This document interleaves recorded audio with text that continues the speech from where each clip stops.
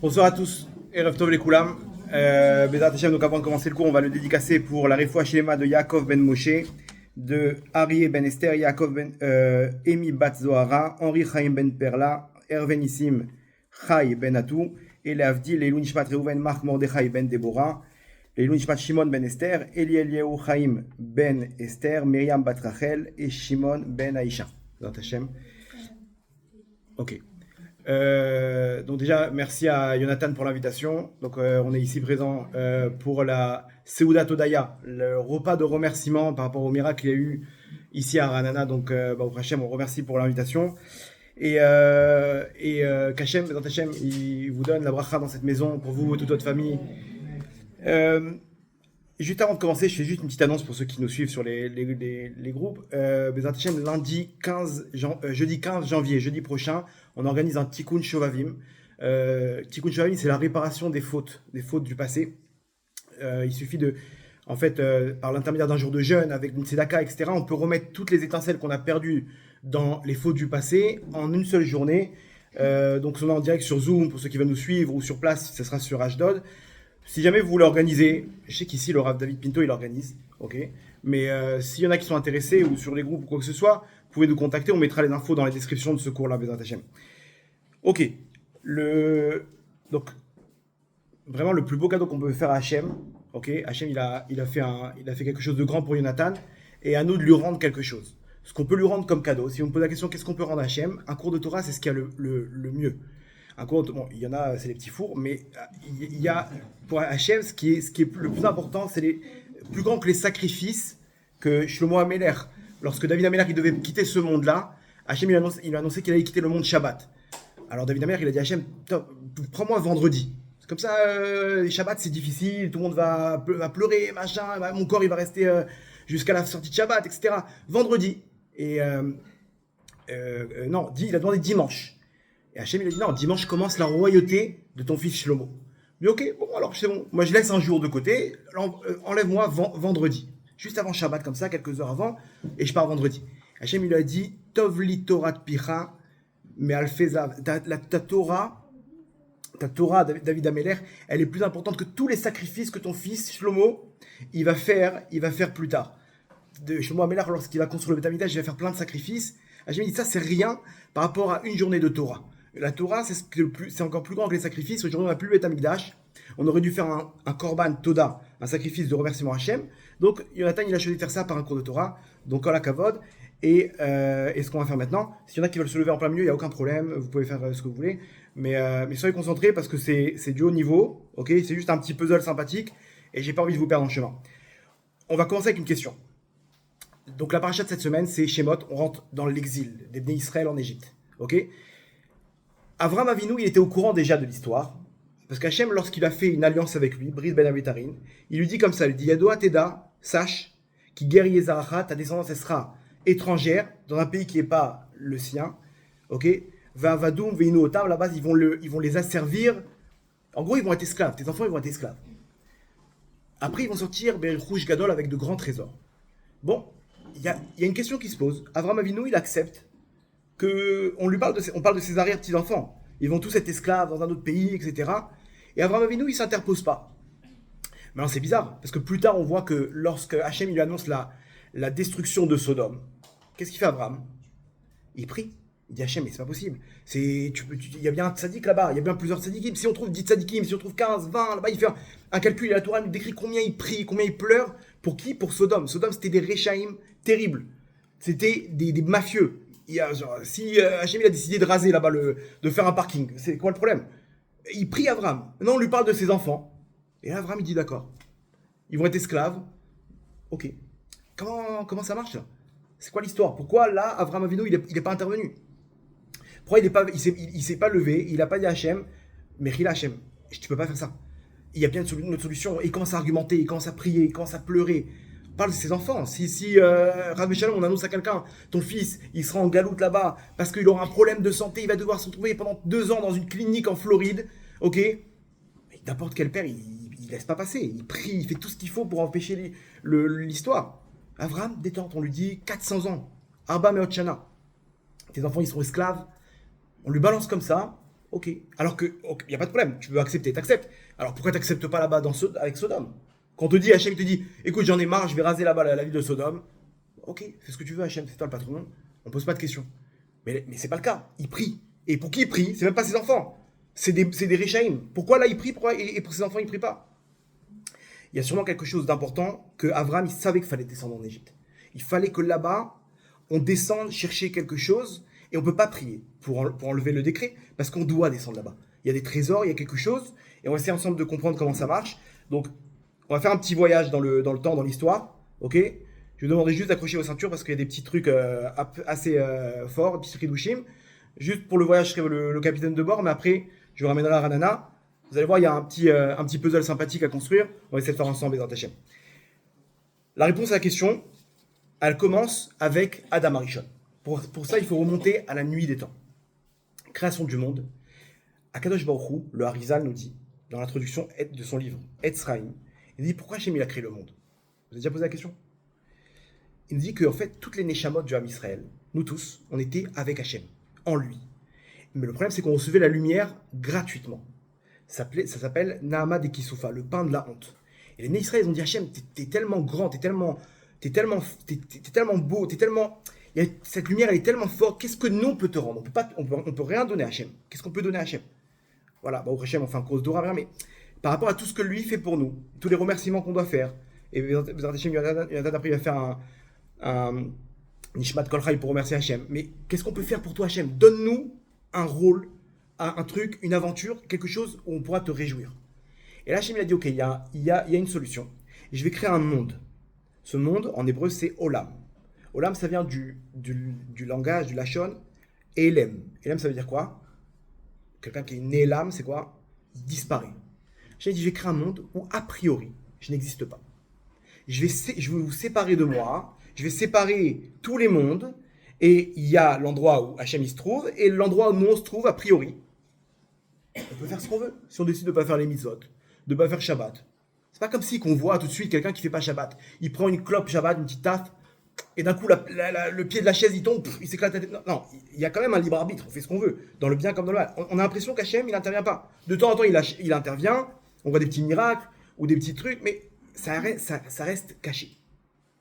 Hachem il nous dit comme ça, votre rôle sera de faire, malgré que vous ne voyez pas le monde dans lequel vous étiez, où tout était éclairé, tout était clair là-bas, on savait exactement qui était Hachem. Là, vous n'allez pas me connaître, mais vous allez devoir unir les mondes et faire de moi, comme on dit dans le schéma Israël, Hachem Elokeinu, Hachem Echad. C'est-à-dire d'unir tous les mondes, d'arriver à un niveau où je ne vois pas Hachem, mais ce monde-là, où il n'existe pas a priori, il va être exactement à la même image que le monde où il se trouve. C'est-à-dire que je vais faire en sorte je vais faire d'Hachem un roi dans ce monde-là. Okay, par mes mitzvot, par mes actions, etc. Et là, Hachem, qu'est-ce qu'il a fait? Il a pris toutes les Neshamot, il les a mis dans un seul homme, Adam Rishon. Il l'a mis dans ce monde-là, et il lui a donné une femme. Ok? Pourquoi une femme? Donc, il lui a donné une mitzvah. De cette mitzvah-là, si tu arrives à réussir cette action, tu vas réunir tous les mondes, c'est bon, c'est la Géoula. On a terminé notre mission. Et il va lui donner une femme. Pourquoi? Parce que la femme, elle va l'aider à unir ce monde-là. Ok? Rappelez-vous, on a séparé. Notre but, c'est d'unir, de faire qu'Hachem il soit Echad. Donc, qu'est-ce qu'on fait? On lui donne une femme. Et avec la femme, il y a deux entités. Et ces deux entités-là, elles vont s'unir. Ok? Remarquez bien, le monde, il tourne autour de quoi? De l'amour. Tous les films, les trucs, machin, c'est l'amour. Amour, en hébreu, c'est quoi? Ahava. Ahava, c'est la valeur numérique de 13. C'est quoi 13? Echad. C'est-à-dire qu'Hachem, il a séparé. Et d'ailleurs, le Zohar, il dit que les hommes et les femmes, c'est la même Neshama. De base. Et Hachem, pas le gars des Goufa. Il dit le Zohar. Et Hachem, il sépare la Neshama en deux. Il met un chez l'homme et une partie chez la femme. Et on doit se retrouver. C'est-à-dire qu'encore Hachem, il sépare deux entités. Et la Ahava, l'amour, elle nous unit. Lorsqu'il y a l'union, donc par l'intermédiaire de la mitzvah qu'il a fait à Adam Rishon, et grâce à sa femme, il va comprendre comment ça marche, alors il y a la Géoula, il y a une abondance qui descend sur terre. Un homme, une femme, lorsqu'il y a union, il y a un enfant. Okay? C'est d'où il vient cet enfant? Comment cette abondance elle descend sur terre? C'est le Echad, la Ahava, l'union. Le problème, c'est que Adam Rishon, il a fauté. Et Donc, juste avant de continuer, on récapitule. Notre but sur Terre, si vous avez bien compris, c'est d'unir les Chaber. Ok, d'unir les mondes. Adam Arishon, il devait le faire à partir du fruit. C'est très profond, je ne vais pas rentrer dans l'histoire. Il est tombé. Il n'a pas réussi à faire ça, ok, de la bonne manière. Il a voulu faire un autre truc, mais il n'a pas réussi à faire ça de la bonne manière. Et là, le Zohar nous explique que Adam Arishon, il s'est séparé de sa femme pendant 130 ans. Il a fait l'erreur qu'il ne fallait pas faire. Il s'est séparé de sa femme et le Harizal nous dit que pendant ces 130 ans, les démons femmes le faisaient fauter et le faisaient sortir de la semence en vain. 130 ans, il s'est séparé de sa femme. Pourquoi? Parce que c'est à cause de sa femme qu'il a fauté. Donc il s'est dit, il a fait un mauvais calcul, il s'est séparé de sa femme et il est tombé dans la faute. De quoi? Semence en vain. C'est quoi semence en vain? C'est cette même abondance qui me permet d'amener au monde qui est pas là pour unir, mais qui se sépare de l'homme. Ok? Qui va en vain. Adam Arishon, pendant 100 ans, il faute. Et là, il doit réparer. Il doit réparer, comment il fait? Il va revenir en Gilgoul. Avram, Yitzhak, Yaakov. Avram, Yitzhak, Yaakov, c'est les 3 Gilgoulim de Adam Arishon, dont Yaakov, qui va avec tous ses enfants, les enfants d'Israël, tout le Ham Israël, ils vont être tous une partie de Adam Arishon, et ils vont descendre en Égypte, chercher les étincelles de la semence en vain de Adam Arishon, une partie de sa Neshama, les 130 ans de la faute d'Adam Arishon, on va tous revenir le Ham Israël pour descendre en Égypte, comme ça il dit le Harizal, et aller chercher chacun, dans notre parcours de l'exil d'Égypte, une étincelle. Et quand on aura tout terminé, on va pouvoir, donc on aura uni notre Neshama, celle de Adam Arishon en fait, initiale, chacun il va récupérer sa partie de Neshama, donc on aura uni les mondes, et là, qu'est-ce qui se passe quand il y a l'union? Géoula, les Bnei Israël ils sortent d'Égypte. Et qu'est-ce qu'on reçoit? La Torah. La Torah, c'est la lumière qui nous unit, qui unit tous les mondes. Israël, quand ils vont recevoir la Torah, ils vont pouvoir être cette force qui vont être hors la Goïm. La lumière pour le monde. Okay, vous voyez, les petits Israël, ils sont là pour éclairer les peuples du monde, pour éclairer le monde. Donc, encore une fois, la Torah va nous permettre de réunir, d'unir les mondes. Jusqu'à Hachem, et ça, c'est la Géoula, et c'est ce qui se passe exactement pour chacun d'entre nous. Aujourd'hui, on est dans le même exil, okay? Même si on est en Israël, Baruch Hashem, on n'est pas encore en Géoula. Et chacun d'entre nous, il est dans une chasse au trésor pour récupérer les étincelles de sa Neshama. Et tout ce qu'on vit dans ce monde, toutes les épreuves qu'on vit dans ce monde, c'est pour aller chercher les étincelles de notre Neshama. On est tous des chasseurs de trésors, mais on n'est pas sur le même trésor. On a chacun notre trésor perso, c'est notre Neshama. À partir du moment où on récupère notre étincelle, on a uni notre Neshama, on s'est marié, on a récupéré notre Neshama. Alors à ce moment-là, on vit dans une délivrance. C'est-à-dire, il y a des gens dans ce monde-là, ils sont en Géoula, en délivrance, alors qu'on est en Galoute. Et lorsque tout l'homme Israël, le total de toutes les étincelles, elles sont récupérées, c'est la fin des temps. Et le Mashiach qui vient, c'est lui qui va unir les mondes, etc. Donc, les Bnei Israël, ils redescendent tous en Égypte. Tous en Égypte, et ils vont chercher, en fait, les Bnei Israël, c'est qui? C'est Adam Arishon. On est tous Adam Arishon. Chacun d'entre nous, on était une étincelle de la Neshama, de l'âme de Adam Arishon. Et à travers les générations, on revient au fur et à mesure pour aller chercher nos étincelles. Rappelez-vous pourquoi? Parce que c'est le but de ce monde. C'est-à-dire que cette aventure qu'Hachem il a mis en place, c'est pour que chacun, lorsqu'il va chercher son trésor, il va revenir chez Hachem, et cette fois-ci, il aura une raison de recevoir cette lumière. Parce qu'il a été la chercher. Il s'est battu. Il a été faire ses mitzvot. Il est parti faire son Shabbat, c'était hyper dur. La tsniout, elle s'est renforcée encore un peu. Et tout ça, cette difficulté qu'on a, alors que ce monde, il est contre nous. Il est contre nous, a priori. Quand on essaie de se rapprocher d'Hachem, on a l'impression que le monde, il s'abat sur nous. Et mon patron, et mes copines, et mon copain, et mon truc. Pourquoi c'est aussi dur? Parce que c'est là-bas qu'il faut aller chercher les étincelles, il faut descendre. Ok. Maintenant, on va pouvoir répondre à la question qu'on a posée de base. Avraham Avinu, pourquoi il ne prie pas? Rappelez-vous, là-bas, pour Sodome, il a prié. Il voulait les sauver. Ses enfants lui annoncent qu'ils vont descendre en Égypte. Il ne prie pas. Pourquoi? Parce qu'Avraham Avinu, il comprend inconsciemment qu'il est Adam Arishon et qu'il faut descendre en Égypte. On ne peut pas éviter cette case. On est obligé de descendre parce que c'est pour notre bien. Le but, c'est d'aller chercher nos étincelles. Donc Avraham Avinu, quand Hachem lui annonce, tu veux une alliance avec moi? Tu veux cette Torah? Tu veux construire le Ham Israël? Ce peuple qui va être les princes de ce monde, qui vont diffuser ma lumière, bah, pour ça, il faut aller la chercher, la lumière.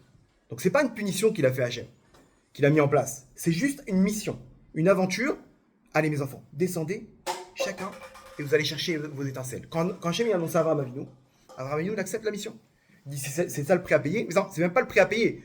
C'est pas un bonus. Tu fais des heures supplémentaires, tu reçois... Non, c'est ma mission sur Terre. Abraham, il comprend. Je suis Adam Arishon. Mes enfants, c'est Adam Arishon. On va tous redescendre et on va aller chercher. Et ils descendent. N'hésitez pas à m'arrêter s'il y a des questions. Ils descendent, ok.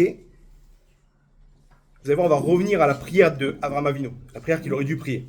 Elle va revenir plus tard. Où est-ce qu'ils descendent, les Bnei Israël? En Égypte. Ok. C'est quoi l'Égypte? En hébreu, c'est Mitzrayim. Mitzrayim, c'est Metzer. Là, pour aller chercher nos étincelles, c'est pas genre on les récupère comme ça, comme des petits pains. Il faut descendre dans quelque chose d'étroit. Metzer, Metzarim, c'est l'étroitesse, je sais pas comment on dit, tout est étroit. Il faut descendre et c'est dur. C'est-à-dire que toutes les épreuves qu'on a dans ce monde, toutes les difficultés, ça veut dire qu'on est en train de chercher des étincelles. Chacun selon son parcours, ouais. Quand on dira que le but d'un homme dans ce monde, c'est d'aller récupérer ses étincelles, ok?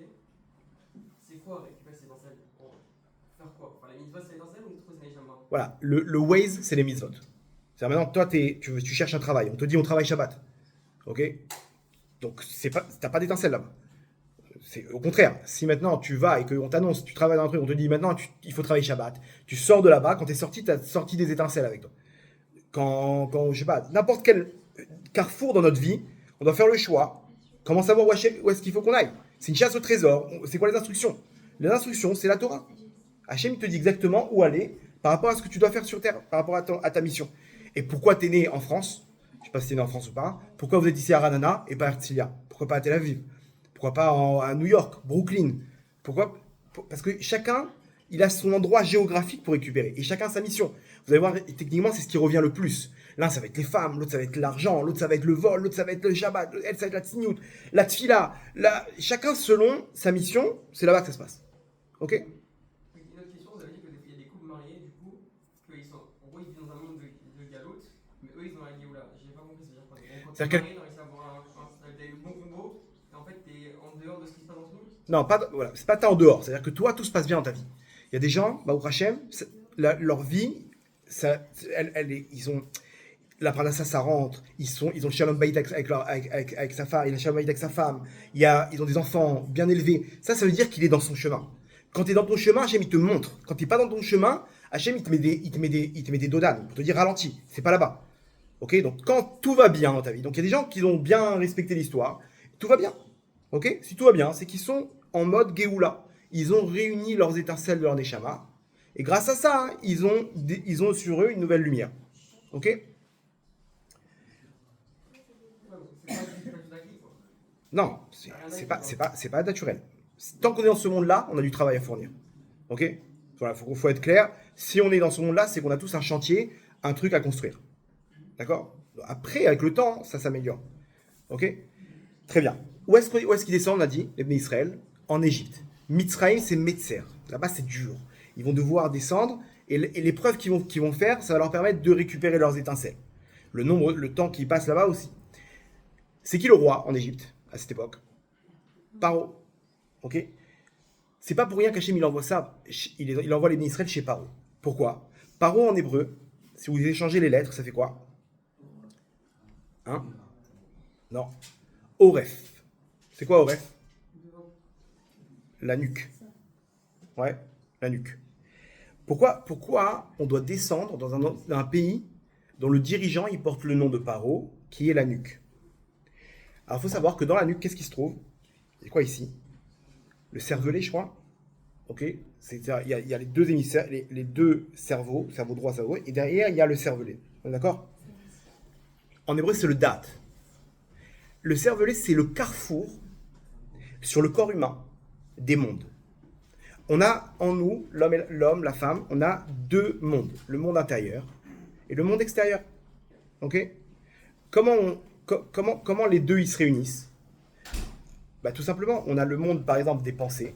Enfin, moi, je vais penser à quelque chose. Est-ce que vous savez ce que je suis en train de penser maintenant? Impossible. Pourquoi? Parce que c'est un monde qui est intérieur. Qu'est-ce qu'il y a dans mon cœur? Est-ce que vous pouvez deviner ce qu'il y a dans mon cœur? Non. parce que c'est intérieur. Comment l'amour il se forme? Un homme, il rencontre une femme. Ok? Ils sont en rencontre pour ce, voilà, shidour. Ils font un shidour. Comment ça se passe? Ils regardent. Ok? Ils se regardent. L'image, elle va rentrer dans le cerveau. Elle va analyser. Donc, c'est son type de fille. Ah, elle est trop mignonne, c'est exactement comme j'aime, comme ça, tac, tac. Ok. Là, dans le cerveau, après, ce qui se passe, c'est que ça va se réunir. Donc, il y a le cœur aussi qui envoie les sentiments. Ok? Il envoie ça au cerveau. Donc, tout est réuni dans le cerveau. Et là, le cerveau, pour faire. Donc, le carrefour, il est dans le cervelet. Le cervelet, qu'est-ce qu'il fait? Il envoie un ordre en bas pour qu'il y ait l'union. Ok? Donc, là, ce qui va former un enfant, ça commence avec le monde intérieur et ça se réunit avec le monde extérieur. C'est-à-dire que tout commence comment? Quand tout est réuni dans ce carrefour qui est le cervelet. C'est là-bas que ça se réunit et c'est là-bas que la tipa, la goutte, elle descend là-bas. De la pensée, il y a de l'ordre qui va faire que la goutte, elle descend et qu'après, un homme et une femme, ils se réunissent, ils amènent au monde un enfant, un monde. Ils amènent un nouveau monde. D'accord. Donc tout a commencé où? Tout a commencé dans le cervelet, ici, dans ce qu'on appelle la nuque. Donc, les Bnei Israël, qui sont Adam Arishon, rappelez-vous de quoi il a fauté pendant 130 ans? Semence en vain. Là-bas, il a fait une union qui était mauvaise, qui était en vain en fait. Donc ça commence. L'origine de la faute, elle est où? Elle est là. Donc pour aller chercher les étincelles, il faut descendre où? Dans l'endroit géographique qui est dirigé par celui qui représente la nuque, Oref, Paro. C'est bon jusque-là? C'est pas trop haut? C'est bon? Vous êtes avec moi? Ok. Non, c'est marrant parce que comment l'union s'est faite entre Adam et Chava? Dans la Torah, on dit quoi? Vayeda, Adam et Chava Ishto. C'est quoi Vayeda? C'est le date. C'est grâce aux dates qui se sont réunis. Le date, il vient réunir le monde intérieur. Chez nous, c'est le date qui réunit le monde intérieur avec le monde extérieur. Et entre un homme et une femme, c'est là que tout commence. C'est-à-dire que tout commence à partir du date. Donc quand il y a eu une union qui est mauvaise, alors ça peut être ça peut être Nida, une femme qui ne va pas au mikvé, qui se réunit avec son mari, c'est aussi on n'est pas dans l'union ici, parce que c'est une union qui n'est pas dans le bon sens. Si c'est Goya ou un Goy, toutes ces unions-là, forcément, elles amènent à ce qu'on se retire de l'objectif qu'Hachem nous a donné sur Terre. Le Echad, d'unir les mondes, ça se fait sur le plan personnel ici. Ok? Très bien. Maintenant, on descend tous et on va chercher dans notre aventure nos étincelles. Comment faire pour réunir tous nos étincelles? Donc eux, ils sont partis chez Paro pour récupérer là-bas à la source qui est tombée. Ils ont récupéré là-bas chez Paro. Ils sont remontés à la source pour récupérer leurs étincelles. Nous, dans ce monde-là, où est-ce qu'on doit aller? Chacun selon son parcours. Mais il y a une stratégie, il y a une réparation pour pouvoir récupérer toutes nos étincelles en un instant. Comment? Je vais vous donner juste l'histoire du Tikkun Shovavim et après je vais vous donner un truc adapté à tout le monde. Tikkun Shovavim, le Arizal, il a mis en place quoi? Un système que toi tu choisis ta galoute. Là, vous avez compris qu'on doit descendre toutes les petites épreuves de la vie. C'est pour aller chercher ces étincelles. D'accord. Le Arizal, il nous dit, sache que si tu veux, toi tu peux choisir ta galoute. Et il nous donne un jour de jeûne avec une tzedaka, de racheter tous les jours de jeûne qu'on aurait dû jeûner. Et à ce moment-là, avec une prière spéciale, on ramène toutes les étincelles. En un instant, en une journée. C'est terminé. On le fait tous les ans au Hachem. Des gens, ils ont changé complètement leur vie. Des femmes qui n'arrivaient pas à avoir d'enfants, 7-8 ans, elles sont tombées enceintes quelques jours après. Des problèmes de couple. Parce que toutes les galères qu'on a, c'est à cause de ça. C'est à cause du défaut du passé. L'union qui était dans le mauvais sens. Ok? Maintenant qu'on a ramené nos étincelles, on amène sur nous la délivrance. Des gens qui ont des problèmes de parnassa, des problèmes de famille, des problèmes des disputes, etc. Ils ont ramené leurs étincelles et en quelques jours, quelques mois, alors ça dépend de chaque neshama, hein, mais ils ont réparé leur neshama. Ça s'appelle Tikkun Shovavim. Ok? Ça c'est pour ceux qui sont intéressés. Entre parenthèses, on fait ça jeudi prochain. Si vous êtes intéressé, venez voir à la fin du cours. Maintenant, un truc adapté à tout le monde. Comment réparer notre neshama? Comment en un instant, est-ce qu'il y a une technique maintenant pour amener tous mes étincelles d'un coup? Alors pour comprendre, on va ouvrir la Gemara Brachot, Daf Yud, Amud Aleph. La Gemara nous ramène l'histoire de Chizkiyahu Amelech. Chizkiyahu Amelech, c'était un roi tzaddik, qui était kadosh, qui était roi d'Israël, donc. Et le prophète vient le voir. Il n'était pas marié. Il était toujours célibataire. Le prophète vient le voir et lui dit, Tzav lebetecha, fais ton testament, qui met à ta vélotirie. Parce que tu vas mourir et tu vivras pas. La Gemara tout de suite elle pose la question, elle dit pourquoi tu vas vivre, si tu meurs, tu vivras pas. C'est quoi le... Et en fait, il lui dit tu vas mourir dans ce monde-là et tu n'auras pas de part au monde futur. Pourquoi tout ça? Parce que Omer lui dit pourquoi il était malade et il lui dit tu vas mourir maintenant. Dans quelques jours tu vas mourir et tu n'auras pas de part au monde futur. Il lui dit au prophète, il lui dit mais pourquoi? Qu'est-ce que j'ai fait? Au contraire, j'ai essayé de ramener le Ham Israël à la Torah, à la Tchouva. Et là il lui dit parce que t'as pas amené d'enfants. T'as pas amené d'enfants. Il lui dit non, je vais t'expliquer pourquoi j'ai pas amené d'enfants. J'ai vu Berouar à Kodesh. Il est tellement Kadosh qu'il voyait ce qui se passait dans les mondes supérieurs. Il lui dit j'ai vu Berouar à Kodesh que mes enfants, ils allaient être Réchaïm. Ils allaient aller dans le mauvais chemin. Donc j'amène pas d'enfants. Pourquoi je vais amener des enfants qui vont faire souffrir Hachem? Je préfère ne pas me marier. Yeshayahu, il lui dit, le prophète, il lui dit dis-moi, t'es dans les comptes d'Hachem, toi? Hachem, dans la Torah, il te dit Pérour vous, tu dois amener des enfants. Toi, tu décides, imaginez-vous l'histoire. Moi, je vais me faire opérer maintenant, et je dis au médecin, non, tu devrais opérer là-bas plutôt. Mais si j'opère là, c'est que j'ai des raisons. Hachem, il te dit, je veux que tu amènes des enfants. Non, mais comme ils vont être... Ça, c'est pas ton problème. Ce qui se passe derrière, c'est le compte d'Hachem. Toi, tu as un rôle, et Hachem, il fait ce qu'il veut derrière. Rizkia Omeler, il a compris. Et il dit, ok. Alors, entre parenthèses, pourquoi une faute aussi grave? Parce qu'il n'a pas mis d'enfant. Il voulait pas mettre d'enfant, il n'a pas de part au monde futur, mais il a fait beaucoup de mitzvot. Il a fait plein de trucs, Rizkia Omeler. Pourquoi une faute aussi grave? Là, vous allez comprendre pourquoi. Rappelez-vous ce qu'on a dit. Quelqu'un qui n'amène pas ses étincelles, ses enfants, eh ben, il n'a pas complété sa neshama. Il est venu pour rien dans ce monde. Il retourne pour chercher ses étincelles. Donc, c'est pas une punition d'Hachem. Le but, c'est d'aller chercher tes étincelles. Tes étincelles, c'est quoi? C'est tes enfants. Eux, ils sont coincés là-bas. C'est pas ton problème. Tu dois aller les chercher. Tu dois les descendre sur terre. C'est ta neshama. Tes enfants, c'est une partie de nos enfants, c'est une partie de notre neshama. C'est une partie de nous, un homme et une femme. Ils font descendre là-bas une nouvelle neshama. Ça vient de notre neshama à nous. Donc, toi, tu veux pas amener tes enfants, tu veux pas récupérer des étincelles. T'as rien à faire dans le monde futur. Tu dois revenir pour aller chercher encore des étincelles.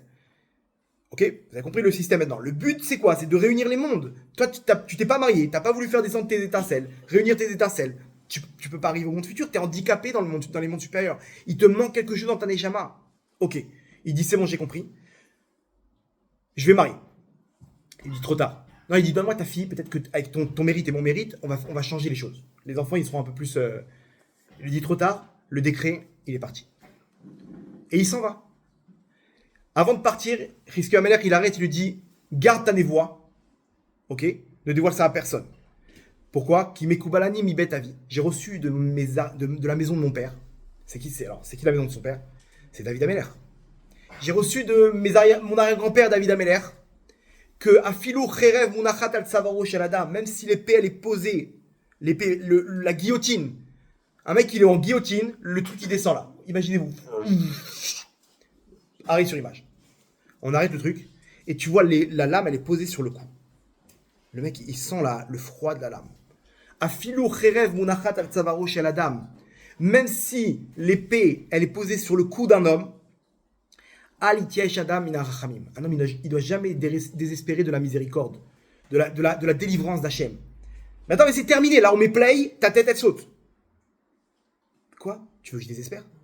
Comme ça, il a reçu de ses ancêtres jusqu'à David Ameler, que David Ameler, il a enseigné. Que même si un homme, il croit que ça y est, qu'est-ce qu'on va faire, qu'est-ce qu'on va devenir? Désespère jamais. En yehush baolam.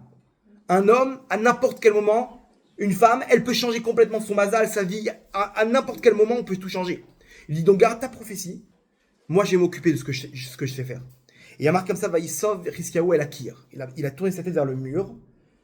La Gemara dit, Amar Rabbi Shimon ben Lakish, Maïkir, c'est quoi? Pourquoi il a tourné sa tête vers le mur? Là-bas, il y a marqué qu'il a Vaïtpalel Mikirot Libo. Il a prié, c'est quoi Kirot Libo? Du fond de son cœur. Il a tourné la tête vers le mur, ok? C'est une image, on dit qu'il a prié Mikirot Libo. Et il a commencé à supplier Hachem de toutes ses forces. En pleurant, Hachem annule le décret. Écoutez bien. Entre-temps, le Navi, il est sorti. Le prophète, il est sorti de chez Rizkia Omeler. Et là-bas, il reçoit une prophétie. Hachem, il lui dit, retourne voir Rizkia Omeler et dis-lui que je lui ai rajouté 15 ans de sa vie. Imaginez-vous, en direct. Chizkiyahu Amelech, il se tourne, il pleure, il supplie du fond de son cœur, le décret il saute. Yeshayahu, il revient, il lui dit, Hachem a dit de te dire que c'est bon, le décret il a été annulé. C'est-à-dire, remarquez bien, de cette histoire, qu'est-ce qu'on apprend? On apprend la clé de toutes nos délivrances. Écoutez bien, vous sortez ce soir avec un message, mais c'est des diamants. Parce qu'on a compris qu'on doit passer par des épreuves dans notre vie pour aller chercher nos étincelles. Mais alors, c'est quoi la solution? La solution, c'est que si on prie de tout notre cœur, nos étincelles, tel un aimant, elles arrivent jusqu'à nous. Chizkiyahu Amelech, il a fini sa vie. Tu n'as pas voulu récupérer tes étincelles, tes enfants, c'est terminé. Game over, tu reviendras. On a tout le temps, on a encore quelques générations avant la venue du Mashiach. Tu reviens. Il ne s'est pas laissé faire. Il a prié face à des preuves. Et quand il a prié, c'est bon. Il récupère ses étincelles, il fait descendre ses enfants. C'est-à-dire que la clé maintenant, quand on doit récupérer nos étincelles, c'est quoi? Selon cette histoire, qu'est-ce que vous comprenez? Quelle était la solution ici? De prier, mais pas n'importe quelle prière. Et là, remarquez bien, c'est entre les mains de chacun d'entre nous. Chacun d'entre nous, il a la possibilité de prier du fond du cœur. De prier, c'est quoi? Il ne faut pas être baba salé pour prier. Il y a, bien entendu, des gens qui ont un mérite énorme, et quand ils font des brachot, ils font descendre des lumières des mondes supérieurs, ok? Mais chacun d'entre nous, il a un cœur. Et ce cœur-là, quand on veut, si on prie du fond du cœur, qu'est-ce qui se passe? On accélère le rassemblement de nos étincelles sur Terre. C'est-à-dire que lui, il avait fini sa vie. Tu veux pas récupérer tes étincelles, ta vie, elle est terminée. Comment il a redémarré sa vie? Comment il a récupéré ses étincelles? Il a demandé à Hachem. Mais de quelle manière? Mikirot libo, du fond du cœur. Quelqu'un qui prie du fond du cœur à Botaï, il change sa vie. C'est-à-dire que n'importe quelle épreuve, elle vient à cause de nos étincelles. On doit être là-bas, on doit descendre. C'est quoi? C'est un problème de shalom bayit, problème de couple, problème c'est pourquoi? Pourquoi viennent ces problèmes? À cause de nos étincelles. C'est notre mission sur terre de descendre là-bas. Hachem, il te dit, mon fils, ma fille, je te donne une arme. C'est ta bouche. Avec ta bouche, tu peux changer complètement ta vie. Comment? Si tu pries du fond du cœur, tout de suite, Hachem, il vient et te dit, c'est bon, mon fils. Annulé. Tu peux récupérer tes étincelles. Question? C'est les paroles du cœur ou c'est les paroles avec Non, là-bas, il va être palais, il y a marqué, il a prié, El Akir. Il s'est retourné et il a prié vers El Akir. Comment il dit là-bas? J'ai noté le. Vaïsov Chizkiyahu Panav El Akir. Il a tourné Chizkiyahu sa face vers le mur. Vaït Palel El Hachem. Et il a prié Hachem. On ne parle pas de parler du cœur. Quelqu'un qui parle du cœur et tout, ça rentre dans l'autre cœur. Ok. Machete Menalem Nirtas la lèvre. Alors voilà, ça peut être les deux. Quand quelqu'un y prie, donc, je sais pas, vous avez compris le chidouche incroyable ou pas? Chidouche incroyable. On sait qu'on a des épreuves. La solution, c'est quoi? C'est la prière. Mais quelle prière du fond du cœur? La prière du fond du cœur, elle vient réunir les étincelles. L'épreuve, elle tombe. Ça peut être quoi? Un tribunal. J'ai un jugement. Tu pries du fond du cœur. Tu arrives là-bas. La chose, elle se transforme. Ça peut être rasé shalom, une opération, une maladie, n'importe quelle épreuve. Si on prie du fond du cœur, on amène nos étincelles. Que ces étincelles-là, en fait, elles matérialisent l'épreuve. Vous comprenez? Mais si j'ai prié, j'ai ramené mes étincelles, l'épreuve, elle tombe. Et là, c'est la Géoula. Ok? Là, c'est la Géoula. Pourquoi? Parce que j'ai réuni mes étincelles.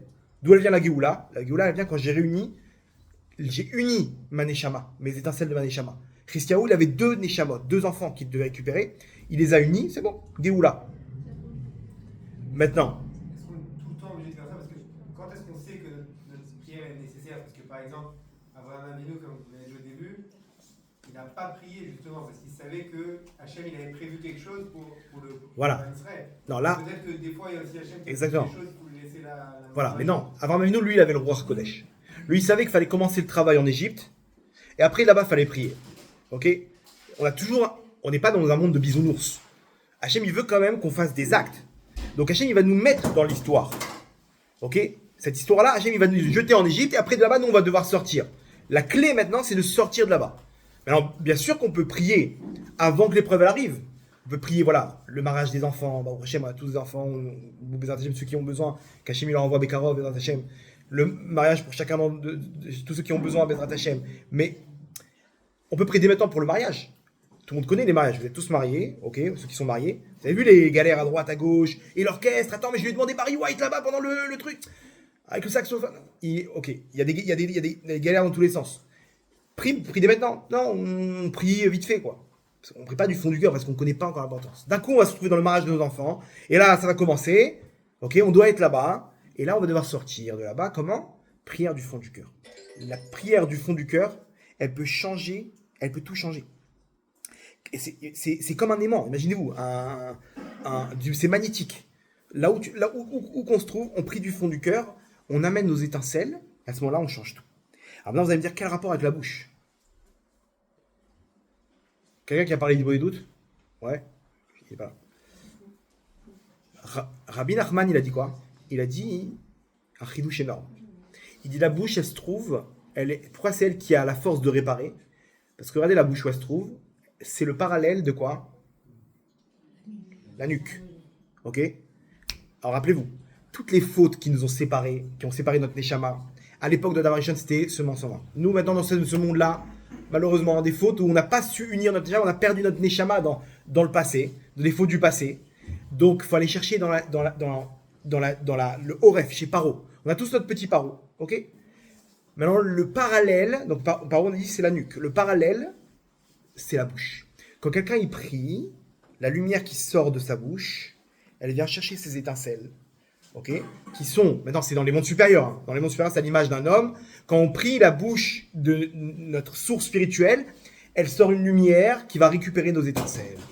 Vous comprenez le parallèle? C'est-à-dire que la bouche, en fait, la prière qui se trouve dans la bouche, elle nous permet, en fait, c'est le parallèle du Da'at, elle nous permet de récupérer les étincelles qui sont tombées dans les mondes supérieurs, dans le Da'at, des forces du mal, qui est Paro. Donc quand on prie, en fait, on ramène nos étincelles. C'est le parallèle de la nuque. Ok? Rabbi Nachman, comme ça, il ramène que la prière, la hitbo des doutes, quand quelqu'un il s'isole et qu'il prie Hachem pour n'importe quoi, 5 minutes, 10 minutes, un quart d'heure, il commence à supplier, et comme il sent que son cœur il est en train de se connecter maintenant, et bien chaque minute qui passe, il récupère des étincelles. Et il récupère des étincelles, je sais que c'est bon, délivrance. Combien d'histoires vous connaissez des gens qui ont prié et d'un coup, boum, c'est descendu de nulle part. Comment ça se fait? Maintenant, vous connaissez sur le plan kabbalistique comment ça marche. C'est que les étincelles, elles sont tombées et que grâce à la prière, on les récupère dans le parallèle. Entre parenthèses, qu'est-ce qui nous sépare, nous, des animaux? La parole, exactement. On a 4 types d'espèces dans le monde.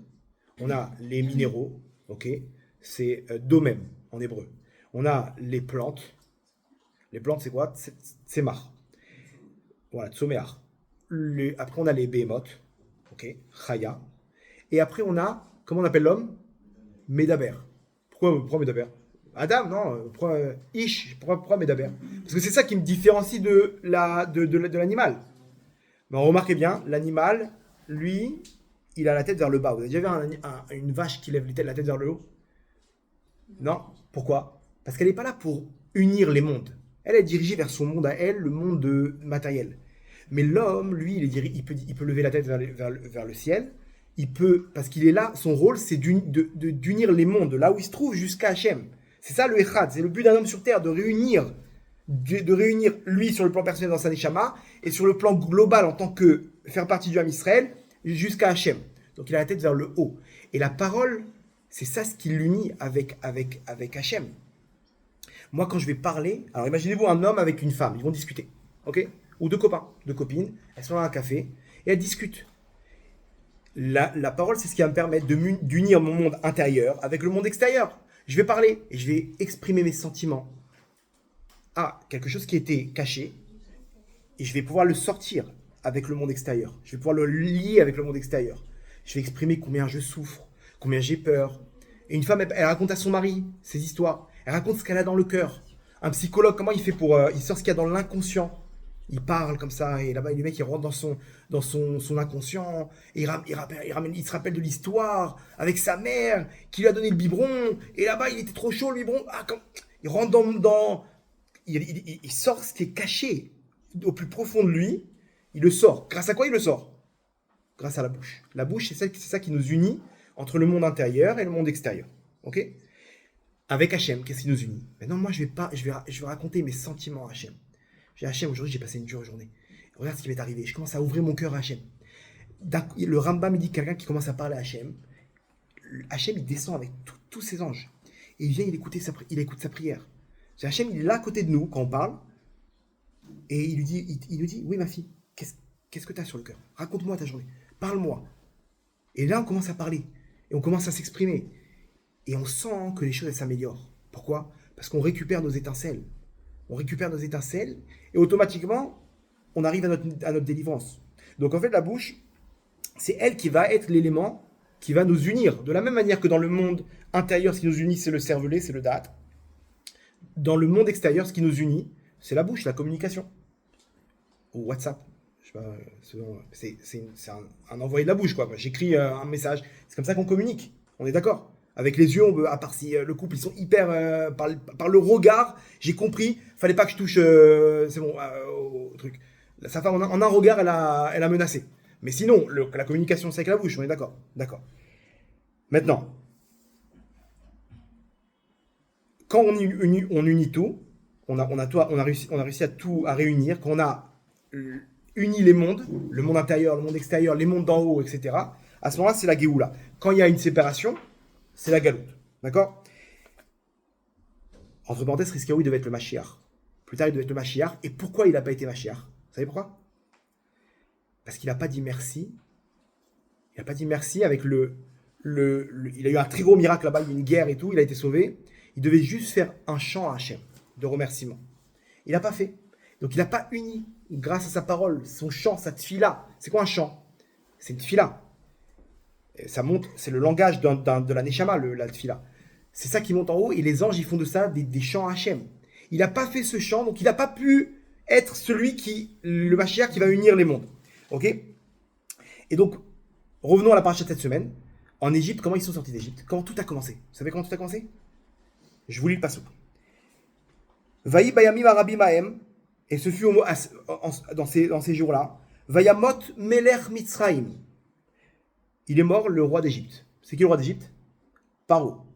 Paro, il est mort. Donc maintenant, vous allez transformer ça selon des règles kabbalistiques que vous avez appris aujourd'hui. Quand Paro, il est mort, c'est-à-dire qu'ici, ils ont été libérés de leur emprise spirituelle, qui est Paro, la nuque. Là, il y a eu un moment où les étincelles, on pouvait les récupérer.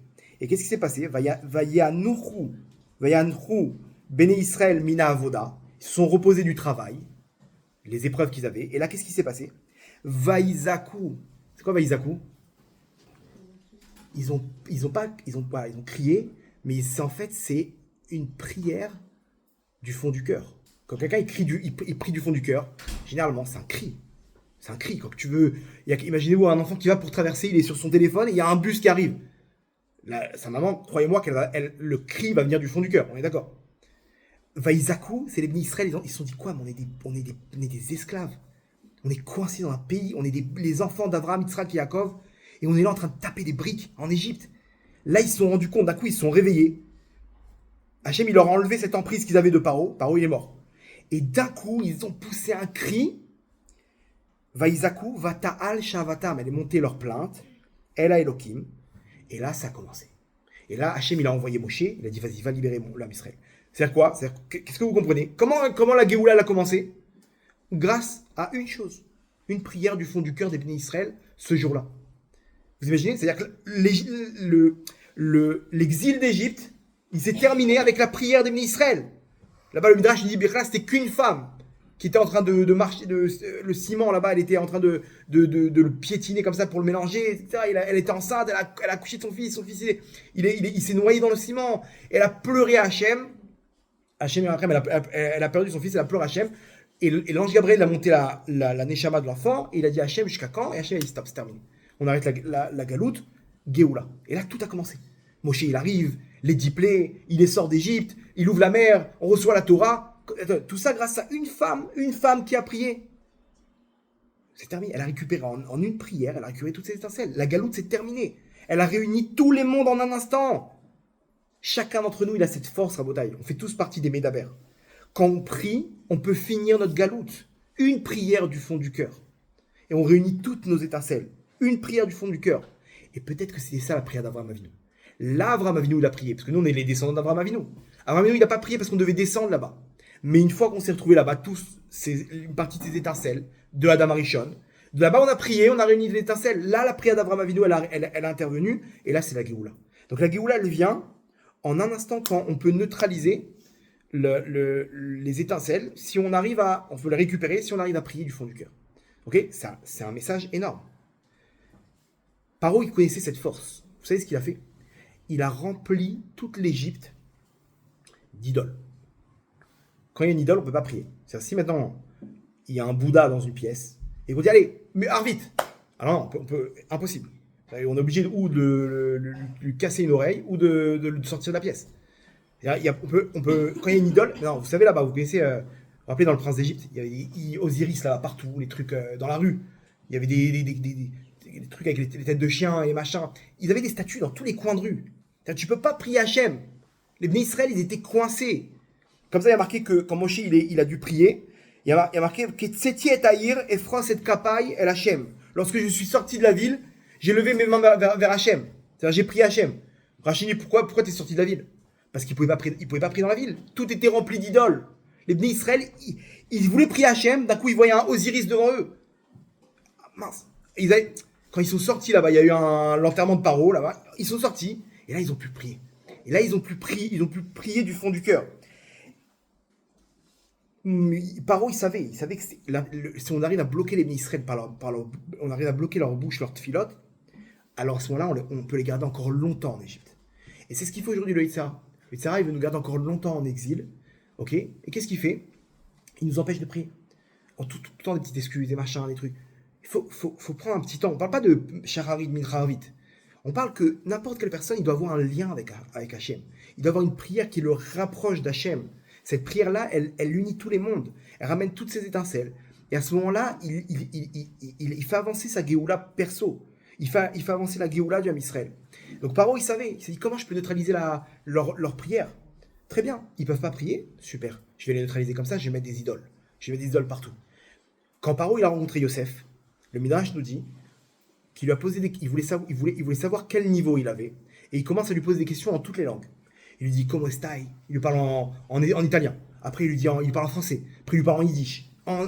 Il lui sort plein de. Et après, Yosef, il lui répond. Yosef, il connaissait toutes les langues. L'ange Gabriel, il a pris la veille toutes les langues. Et après, il lui dit ok, bon, c'est bon, je peux te nommer comme second du roi. Et Yosef lui dit quoi, c'est terminé? Et Paro, il bug. Il dit comment ça, c'est terminé? Il lui dit il reste une langue. Paro ne connaissait pas la langue, l'hébreu. Et là, il lui dit de quelle langue tu parles? Et Yosef, il lui dit Mashlomchem Gvod Amelech. Il lui parle en hébreu. Et Paro, il dit what? Il comprend pas. Il lui dit quoi, tu connais une langue de plus que moi? Il lui dit bah oui, l'hébreu, le Lashon HaKodesh. Et Paro, il savait que cette langue-là, elle était bien au-dessus de toutes les autres langues, parce qu'elle comprenait toutes les langues. Paro, il a eu honte. Il a dit ouais, lui, il faut pas qu'il utilise ce pouvoir-là. Il lui a fait jurer, Paro. Il a dit si tu veux être le second du roi, tu me jures que tu dévoiles ce secret à personne. Et Yosef, il a juré. Alors, regardez comme c'est fort. Dans la partie de la semaine dernière, on a vu quoi? Yaakov, il fait jurer Yosef. Il dit jure-moi que tu vas m'enterrer en Israël. Pourquoi tu veux le faire jurer? C'est bon. Un père, il demande à son fils, j'ai une dernière demande. Ne m'enterre pas ici, en Égypte. Tu m'enterres dans le caveau des patriarches, avec Abraham et Yitzhak. D'accord, papa. Jure. C'est bon, je te dis d'accord. J'ai pas besoin de. C'était le patron d'Égypte, Yosef. S'il te dit, il te donne sa parole, il n'a pas besoin de jurer. Yaakov dit non, je veux que tu jures. Bon, il jure, Yosef. Yosef, plus tard, il a compris pourquoi. Parce que quand il est mort, Yaakov, il est parti voir Paro. Il lui dit je dois enterrer mon père dans le caveau des patriarches. On doit retourner en Israël, l'enterrer. Paro lui dit non. Quand Yaakov il est arrivé, il a annulé complètement la famine. Et je veux le garder ici. Si je le garde ici, on aura la bracha. Je veux faire de lui un dieu. J'ai le droit. Il était chez moi, je lui ai donné à manger. Maintenant, il va rester chez moi. Non, jusqu'à maintenant, il était content chez moi. D'un coup, il veut retourner. Il reste ici. Yosef lui dit quoi? Il lui dit mais attends, j'ai juré à mon père. Et attends, mais ça me fait une belle jambe, Yosef. T'as juré à ton père, c'est ton problème. Et alors, je fais quoi? Eh ben, tu fais Atarat Nedarim. Tu sais quoi, Atarat Nedarim? T'annules le vœu. Ok. Donc, si j'annule les vœux, j'annule aussi ton vœu. Rappelle-toi le petit vœu qu'on a eu ensemble. Et là, Paro, il est devenu blanc. Il dit non. Celui-là, tu le gardes. Il faut savoir, soit je t'annule tout, Tu peux pas me demander d'annuler qu'une partie. Si j'annule tout. Et là, parole, il dit, va enterrer ton père là-bas. C'est-à-dire que Yaakov, il a vu Béroar HaKodesh que la seule solution pour partir, c'est d'attraper Paro. Mais c'est bon, Paro annule le vœu. Non, non, non. Paro, il dit, ok, je vais perdre Yaakov, mais je vais garder Yosef et ses enfants. Et tous les enfants de Yaakov, les bénis Israël. Donc, il faut que je garde la main mise sur la parole, sur la Lachon HaKodesh, sur la tfila des bénis Israël. C'est ça qui les unit à Hachem. Donc, c'est pas grave, vas-y, enterre ton père. J'ai perdu une carte. J'ai perdu Yaakov, mais j'ai gagné tous les bénis Israël. Moshe, lorsqu'il arrive pour libérer le Ham Israël, Moshe était Gvad P. C'est quoi Gvad P? Il bégayait. Quand il est venu voir Paro. Paro, il entend, il dit, attends, parle 2 secondes pour voir comment tu parles. Et Moshe, il bégaye. Il n'arrive pas à parler. Et là, Paro, il dit, c'est bon. Lui, il n'y a rien à craindre. Il a un problème dans la parole. Donc forcément, il ne va pas pouvoir libérer le Ham Israël. Et qu'est-ce qu'il dit Paro tout de suite? Mi Hashem, Asher Eshma Bekolo. C'est qui le Dieu dont tu me parles là? Non, mais tu connais depuis Yosef, tu connais ce Dieu. Non, Yosef c'était différent. Yosef, il maîtrisait la parole. Toi, tu bégayes. Tu maîtrises pas la parole. Donc tu pourras rien contre moi. Hachem, il a fait exprès pour tromper Paro et pour lui mettre sur la tête. Okay, mais là, regardez comme c'est fort. La prière, de là, Paro, il a compris, c'est bon, on peut y aller, il va rien faire. Et finalement, c'est de Moshe Rabbeinu que tout est passé. Comment ça a commencé? Avec la prière. On a bientôt terminé, Rabotai. Le Myriam, dans la paracha de cette semaine, c'était une infirmière. Myriam Anevia, c'est une infirmière, elle a sauvé les enfants. Paro lui a dit, va jeter les enfants que tu trouves, tu les prends, tu les jettes dans le Nil. Et Myriam, qu'est-ce qu'elle a fait? Avec sa mère, Yocheved, elle était sage-femme. Elle prenait les enfants et elle les cachait. Et elle disait à la femme, vite, rentre chez toi. Et lorsque Paro il vient, il dit, bon, combien d'enfants t'as tué? Il dit, bah, je sais pas, ils sont pas venus les femmes. Mais quoi? Mais il y a du sang là, il y a des trucs. Ouais, elles ont accouché tout de suite, elle est partie, j'ai pas eu le temps, je me suis retourné, il y avait une autre femme qui arrivait en urgence, et la femme elle est partie. Elles sont venues, mais. Il dit, mais comment c'est possible? Elles ont craint Hachem. De là, qu'est-ce qu'il nous dit le Passouk? Vayas lem batim. Hachem leur a fait des maisons. Regardez comme c'est fort. Par rapport comme ils ont sauvé les enfants, alors comprenez, selon les données kabbalistiques, c'est quoi les enfants, on a dit? Les étincelles. Elles ont sorti les étincelles du Ham Israël, les enfants, elles les ont sauvés, elles les ont pas tués. Donc Hachem, il leur a donné une maison, Batim. C'est quoi Batim? Myriam, elle s'est mariée, on nous dit là-bas, Baït de Kohanim, sa mère, elle a eu Moshe Rabbeinu, Kohanim et Aaron, et Myriam, elle a eu Malchut. C'est quoi Malchut? C'est la royauté. C'est qui? C'était qui son arrière-petit-fils à Myriam, arrière-petit-fils? C'était David Améler. C'est qui David Améler? C'est Mashiach, jusqu'à Mashiach ben David. C'est la Géoula. Donc regardez comment l'idée elle revient dans la paracha de cette semaine, où quand on libère, on récupère des étincelles, on arrive à quoi plus tard? À la Géoula. Et comment le faire? Avec notre bouche. Quand Paro il est arrivé, elle a dit Myriam à Paro, il lui a dit pourquoi t'as pas tué les enfants? Il lui dit qu'il chayot ena, les femmes juives, c'est des chayot, c'est des bêtes, c'est des animaux. C'est quoi cet argument là? J'ai pas compris. En quoi Paro il a dit bon ok alors si c'est ça c'est bon. Attends, j'ai pas compris. Il y a 2 choses. Comment cet argument là il a servi à Paro pour libérer Myriam et pas lui couper la tête dans l'histoire? Je t'ai donné un ordre, t'as pas exécuté. Qu'est-ce qu'elle dit? Non, qui chayot ena. Les femmes juives, c'est des chayot. Quel rapport? Et évidemment, pourquoi tu dis ça de nos sœurs? C'est des princesses. Qu'est-ce que tu racontes là? Nous disent nos sages, c'est quoi des chayot? Un animal, quand il accouche, il n'y a pas de médecin, il n'y a pas de professeur, il n'y a pas d'infirmière, il n'y a pas de sage-femme, il n'y a pas comment ça s'appelle, la douda, comment ça s'appelle, ouais, doula, ouais. Il n'y a pas la maman, la belle-maman, les trucs, tout le monde derrière, les ballons là-bas, Mazal Tov, qui sont prêts, les trucs. Il n'y a pas. Elle est toute. Je sais pas, vous prenez une biche dans la forêt, elle a qu'une chose, c'est pousser un cri à Hachem. Donc, quand elles font ça, elles accouchent tout de suite, sans problème. Parce qu'elles ont prié Hachem. Elles ont crié qu'il n'y a que toi qui peux nous sauver, on n'a rien d'autre, on n'a pas de médecin, nous. On n'a pas d'hôpital hyper sophistiqué, on n'a pas de. Aujourd'hui, ils accouchent dans l'eau. Vous connaissez ça, mesdames? C'est, à ce qui paraît, c'est révolutionnaire. Mais il n'y a pas, on est dans la forêt, on fait quoi? Il y a le médecin, il y a l'infirmière, Magen David Adam, rien du tout. Alors qu'est-ce qu'on fait? elles poussent un cri à Hachem de, il n'y a que toi qui peux nous sauver, Hachem. Donc, comme elles font ça, comme elles se connectent à Hachem, automatiquement, elles amènent leurs étincelles et elles accouchent toutes seules. Donc, qu'est-ce qu'elle dit à Paro? Elle dit, mais attends, t'as pas compris, c'est qui les Bnot Israël? Les Bnot Israël, elles ont une force, c'est la prière. Tu crois qu'elles ont besoin de moi? Elles ont besoin de sage-femme pour accoucher? Elle lève les yeux vers le ciel, elle dit, Hachem, aide-moi. Elle prie du fond du cœur. Un jour, j'étais avec ma femme, quand elle a accouché, un accouchement, et on était en stand-by. Vous connaissez ça, mesdames, en stand-by? Stand-by comme ça, entre deux contractions. Qu'est-ce qu'on fait? On attend. Et dans la pièce d'à côté, une femme qui est en train d'accoucher. Mais alors, c'était la première fois de ma vie que j'entendais un accouchement. La femme, elle a poussé un cri. Écoutez bien. Bon, écoutez bien, vous savez de quoi je parle. Elle a poussé un cri. Ça montait. Je me suis dit, du coup, ça va monter. Et d'un coup, je ne sais pas comment vous expliquer. Il y a un blanc. Et le médecin, il dit, Mazal Tov. Et écoutez bien, il y a eu un, je sais pas comment, ça monte. Vous connaissez les montagnes russes? Tu montes, après il y a la descente. Le cœur, il est où? Il est dans le cou, là. Il est dans le cri, il est monté. Avec ma femme, on se regardait. On était en train d'étouffer pour elle. Genre, et d'un coup, je sais pas, comme si qu'on a senti que Hachem, il est descendu en personne. La Shrina, elle est venue lui sortir le bébé. Boum, c'est terminé. Géoula. Avec ma femme, on avait les larmes aux yeux. On dit, mais comment c'est trop beau. C'était spirituel. Il y avait quelque chose de spirituel dans l'histoire. On a juste entendu le cri. C'est ça ce qu'a dit Myriam. Myriam, elle dit à Paro, elle dit, mais tu crois que c'est qui les Bnot d'Israël? Les d'Israël, tu crois qu'elles ont besoin de moi pour accoucher? En un cri à Kadosh Baruch Hu, il descend, il les fait accoucher. En un cri à Hachem, Vaïzakou, elles amènent leur délivrance. Le Ham Israël, c'est pareil, Rabotai. On est chacun dans notre petite galère, dans nos petites épreuves, dans notre petite galoute.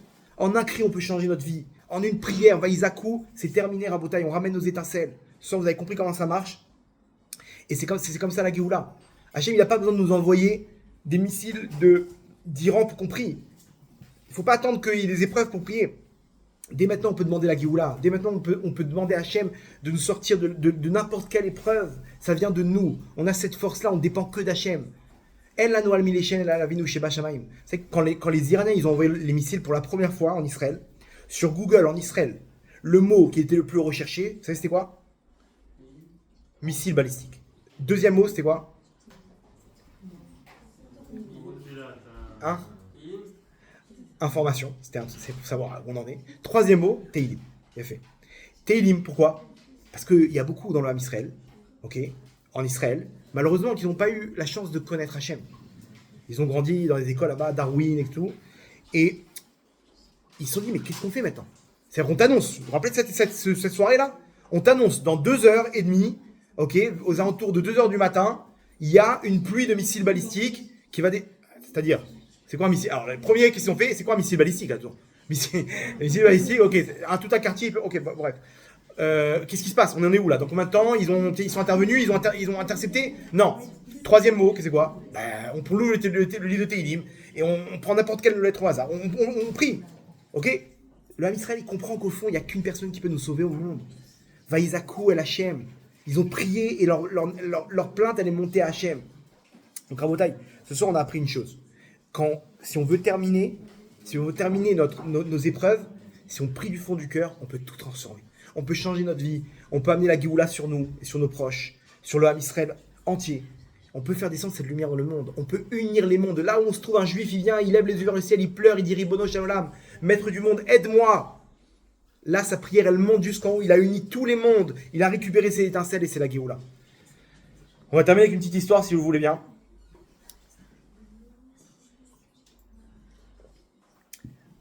Une histoire d'un juif qui est parti faire de la plongée sous-marine. Il est parti là-bas vers Sharm el-Sheikh, en bas d'Elat. En côté d'Égypte, là-bas, il y a des poissons, mais c'est incroyable. Et il est parti, donc ils sont 3 copains, avec un petit bateau, et ils descendent, c'est leur passion. Après l'armée, ils sont fait un kiff, séance de plongée sous-marine. Et ils plongent, et ils voient des poissons incroyables, toutes les couleurs, Nemo et trucs. Et ils sont vraiment, c'est la première fois de leur vie, ils sont hypnotisés. Chaque moment, ils se rendent compte qu'ils n'ont plus beaucoup d'oxygène. Et il y a un des copains là-bas, il leur montre un endroit. Il leur montre un endroit, une genre de grotte. Il monte du doigt, venez, on rentre là-bas. Ils rentrent dans la grotte. Et là-bas, ils voient des images qu'ils n'ont jamais vues de toute leur vie. Des couleurs, des mélanges, des trucs. Une petite grotte avec des algues incroyables, des poissons hyper rares.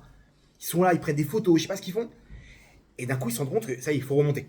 Il ne reste plus beaucoup d'oxygène. Ils voient là-bas le taux d'oxygène qu'ils ont dans la bouteille. Il faut remonter. Ils cherchent la sortie. Ses copains, ils ne les trouvent plus. Et lui, il ne trouve plus la sortie.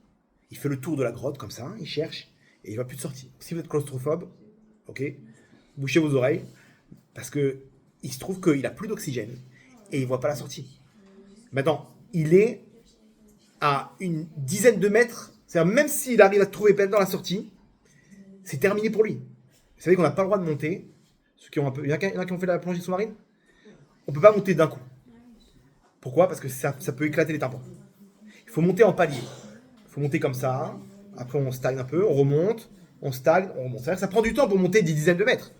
C'est pas comme dans la piscine, le mec il plonge, après il saute. Non, il y a des paliers, sinon son tympan il explose. Il y a trop de pression d'un coup, il explose. Donc il fait son calcul, il dit mais attends, mais je suis coincé là. Il fait le tour et il voit le truc il est dans le rouge. Il sait qu'il a encore au moins 3-4 minutes pour remonter. Il lui reste 1 minute d'oxygène. Vous faites quoi à ce moment-là ? Il n'y a pas où monter, il est dans une grotte. Il cherche. Deuxième élément que j'ai oublié de vous dire, il ne faut pas paniquer. Parce que si on panique, on s'essouffle, et à ce moment-là, il ne reste pas 1 minute, il reste 30 secondes. Ok ? On fait quoi ? Il fait le tour. Et il comprend que c'est terminé. Il comprend qu'il va se noyer. Et il voit l'indicateur, il voit que l'aiguille, elle est terminée. Il n'y a plus d'oxygène. Vous savez. Il prend la dernière bouffée d'oxygène. Et il sait que c'est cette dernière bouffée d'oxygène, il sait qu'il va mourir. Il voit sa vie passer devant lui. Et d'un coup, il se dit, attends. Mais il s'est rappelé d'un élément qu'il y a un Dieu sur Terre. Et qu'il avait une ganénette à la maternelle qui toujours leur disait, n'oubliez pas de prier Hachem, priez de toutes vos forces à Hachem. Il s'est rappelé de cet élément. Maintenant, c'est quelqu'un qui ne pratique ni Torah ni Mitzvot, complètement à l'ouest. Il lève les yeux vers le ciel, bien qu'il est dans une grotte. Et il prie dans sa pensée. Mais quoi du plus profond de son cœur ? C'est-à-dire qu'il a poussé un cri, une bombe nucléaire. Il dit, Hachem, sors-moi de là ! Il crie, voilà un volcan. Il envoie sa prière. Et dans sa tête, tout ça. Et il se dit, si Hachem, tu me sors de là, je te promets que je ferai tout pour te connaître. Il tourne la tête. Il voit la sortie. Il fonce. Il n'a plus d'oxygène. Il est en pleine apnée. Comment on peut tenir ? 2 minutes, 3 minutes. Après, ça devient problématique. Il sort de la grotte. Il n'a plus d'oxygène, rappelez-vous. Il sort de la grotte. Il lève les yeux. Il dit, comment je vais faire ? J'ai pas le choix. Je vais éclater mes tympans, mais je vais... Il dit, ok, j'ai encore un petit peu. Je tente le coup. Et là, il commence à perdre le contrôle. Il commence à sentir que son cerveau, il le lâche. Hachem, il lui envoie une image de sa monitrice qui lui a appris à la plongée sous-marine, qui lui dit, écoutez, si un jour vous êtes dans un cas comme ça, où vous perdez l'oxygène et tout, vous devez remonter, il y a une solution. Alors n'essayez pas ça dans votre douche, de compresser les poumons avec les poings très fort. Il y a 2 endroits. Il faut compresser très fort. Et en fait, il y a des petits résidus d'oxygène dedans qui vont s'échapper et qui vont permettre à la personne de tenir quelques secondes. Ok ? Qu'est-ce qu'il fait ? Il prend ces 2 points. Imaginez-vous comme Hachem, il lui envoie l'idée, l'image. Il compresse ses poumons. Il sent une petite bouffée d'oxygène, toute minus. Et là, il continue sa route. Imaginez-vous, il sort. Alors là, c'est quelque chose que je souhaite à tout le monde. Pour la première fois, il découvre la valeur de l'oxygène. Vous avez déjà dit merci à Hachem pour toutes les bouffées d'oxygène. David Ameller, il dit Kol aneshama te'alelia, kol neshima ou neshima, chaque respiration, elle va te remercier. On s'en rend pas compte de ça parce qu'on est habitué. Mais lui, pour la première fois de sa vie, quand il a remercié, quand il a respiré, il a dit waouh, ça a de la valeur l'oxygène, c'est incroyable. Il est sorti, c'est comment? Il dit, mais t'étais où? Il dit, je vous explique, j'ai un miracle. J'ai un miracle, ramenez-moi là-bas, sur ce truc. Il est parti, il a mis le pied sur la table, il est rentré en Israël. Il est rentré dans une yeshiva. Il a dit, Hachem, je t'en supplie, montre-moi, je veux apprendre comme qui tu es. Il a fait tchouva complet. Et il est sorti, il s'est marié avec une fille de Sadika. Et comme ça, il a eu sa Géoula. Rabotaï, on est dans la même histoire. On est dans cette galoute-là. On est dans chacun avec son petit paro. Et là où on se trouve à Rabotaï, on peut prier du fond du cœur. Pas besoin d'appuyer. Pas besoin d'appuyer. Dans notre Neshama, si on crée cette. Avec ces paroles, avec Hachem, on crée cette lumière avec notre fille-là, alors on peut amener notre Géoula. Et cette Géoula, on peut l'amener sur nous, et surtout le Ham Israël, la Géoula qu'on attend avec impatience, Bachamim, Gdolim, Baruch Adonai L'Olam, Amen, Amen, Chazak ou Baruch. Rabbi Chanan Ben Akash Omer, רצה הקדוש ברוך הוא לדקות ישראל לפי הריבניים תורה ומצוות שנאמר עדיין חפץ למען צדקו יגדיל תורה וידיר